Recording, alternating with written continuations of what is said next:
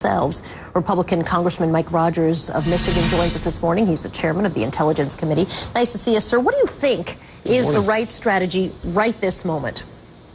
I would be more aggressive with our Arab League partners. I'm not sure arming is the right answer here, mainly because of we're just not exactly sure who the bad guys are and who the good guys are right now in Syria. So you don't know who you're giving weapons to. We know that Al-Qaeda has been attempting to infiltrate, and we've seen them do some bombings in Damascus. So I think a more concerted effort by taking standing shoulder to shoulder with the Arab League, who does want to do more in Syria, I think is probably the best course of action. But you definitely are getting a sense that allies, even those who have sort of talked about arming the opposition, and not even specifically which opposition, seem to see big risks in even diplomacy. I mean, it looks to me as if the diplomacy, Kofi Annan's plan is failing, and miserably. Exhibit A would be the massacre this weekend.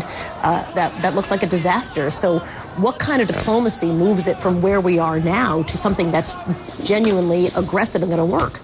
Well, I'm not saying just diplomacy. I remember I'm the intelligence chairman. We have tools at our disposal that I don't believe that we're using in Syria that we need to use in Syria. And that comes through our efforts with the Arab League. So there are things that we can do without arming the rebels. And let me tell you what keeps me up at night.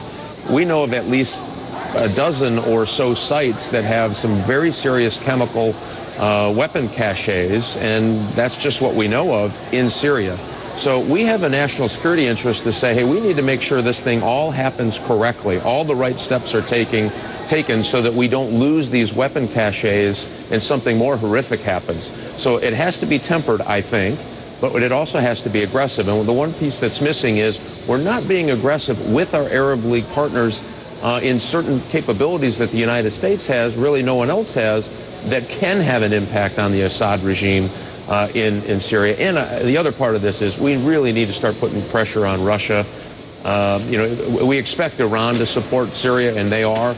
Russia really needs to decide if they're going to be on the side of the rest of the world, or they're going to continue to isolate their particular behavior when it comes to supporting the Assad regime in Syria. You say tools at our disposal. What specifically do you mean?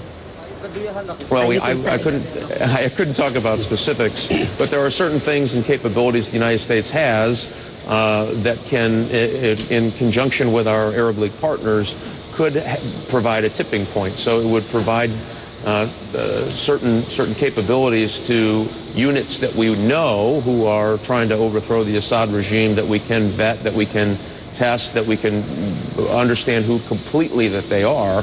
And we can empower them to be more effective in what they do. And I think that kind of activity should happen, and we need to stop talking about it. We need to start engaging in it, again, with our Arab League partners. Representative Rogers, Ron Brownstein from National Journal, good morning. Going back to your point about Russia, they may be the critical diplomatic variable here, the most important point of leverage.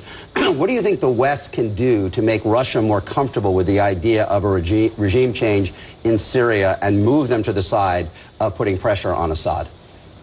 Well, a big part of it is it's Russia's last toehold in the Middle East, and I think that there is some attachment to this notion that and by the way, Assad is holding on and looks like he's doing pretty well there.